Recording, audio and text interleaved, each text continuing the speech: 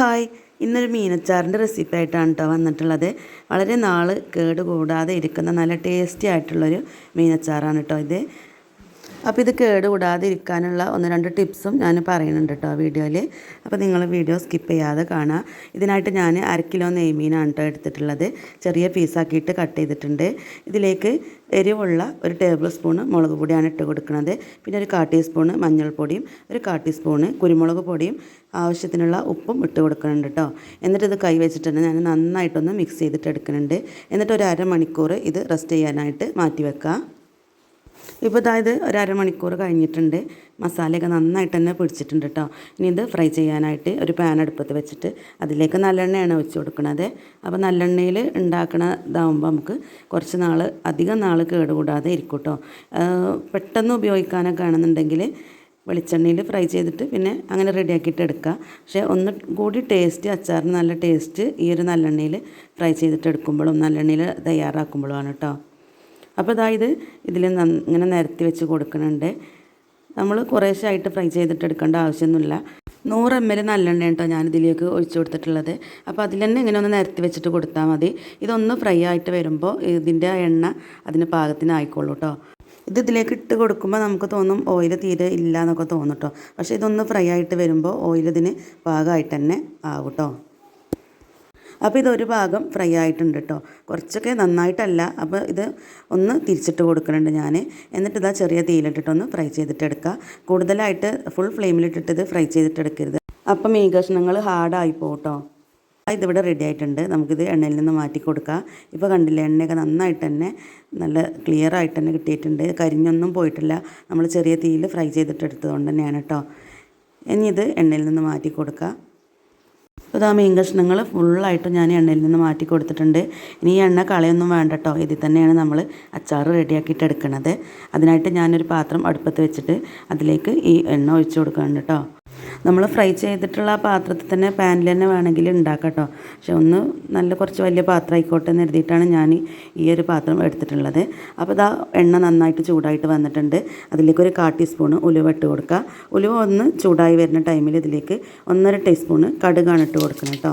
കടുകൊക്കെ ഒന്ന് പൊട്ടി വരുന്ന ടൈമിൽ ഇതിലേക്ക് ഇഞ്ചി നീളത്തിൽ അരിഞ്ഞിട്ടുള്ളതാണ് ഇട്ട് കൊടുക്കുന്നത്.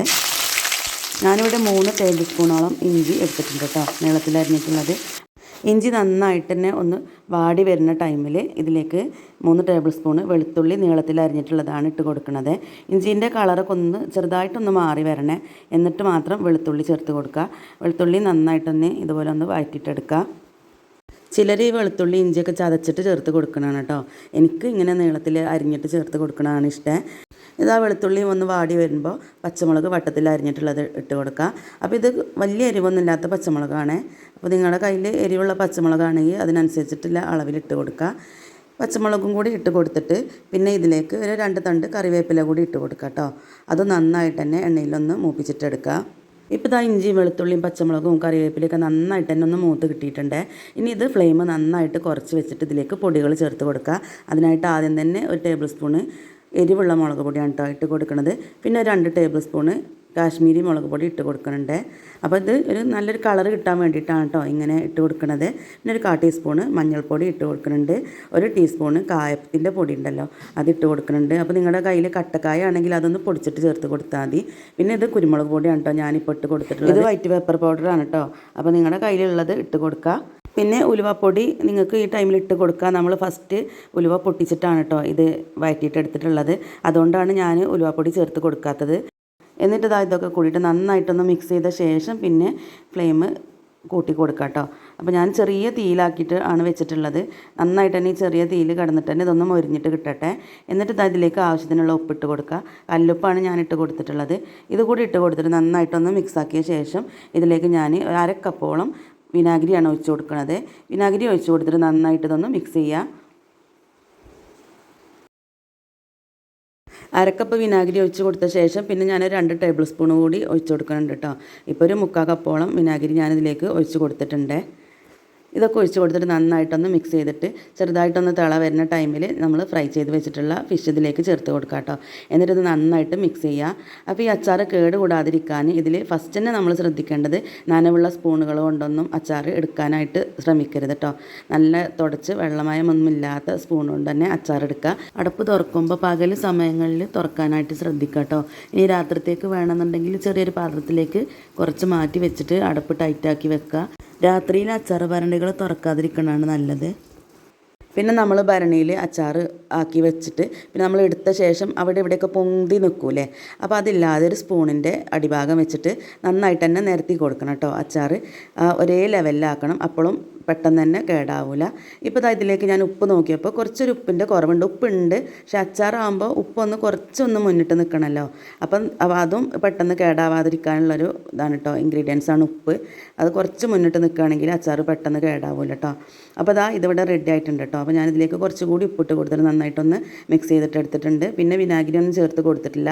നിങ്ങൾക്ക് വേണമെന്നുണ്ടെങ്കിൽ വിനാഗിരി ഒന്നുകൂടി ലൂസുള്ള അച്ചാറാണ് വേണമെന്നുണ്ടെങ്കിൽ കുറച്ച് വിനാഗിരി കൂടി ഒഴിച്ച് കൊടുക്കാം കേട്ടോ. ഇപ്പോൾ അച്ചാർ ഇവിടെ റെഡി ആയിട്ടുണ്ട്.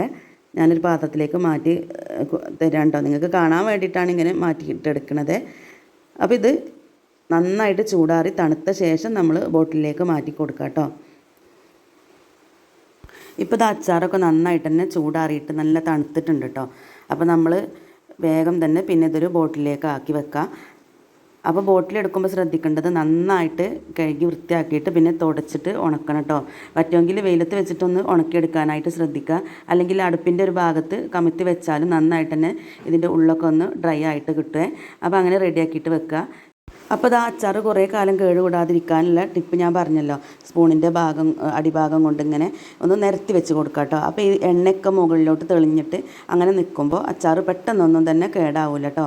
അപ്പോൾ അത് നന്നായിട്ട് ശ്രദ്ധിക്കുക. അപ്പോൾ നിങ്ങൾക്ക് ഈ വീഡിയോ ഇഷ്ടമായിട്ടുണ്ടെങ്കിൽ ഒന്ന് ലൈക്ക് ചെയ്യുക കേട്ടോ. ചാനൽ സബ്സ്ക്രൈബ് ചെയ്യാതെ കാണുന്ന കൂട്ടുകാരുണ്ടെങ്കിൽ ഒന്ന് സബ്സ്ക്രൈബ് ചെയ്ത് സപ്പോർട്ട് ചെയ്യുക. നല്ലൊരു വീഡിയോ ആയിട്ട് വീണ്ടും കാണാം ഇൻഷാ അല്ലാഹ്. അസ്സലാമു അലൈക്കും.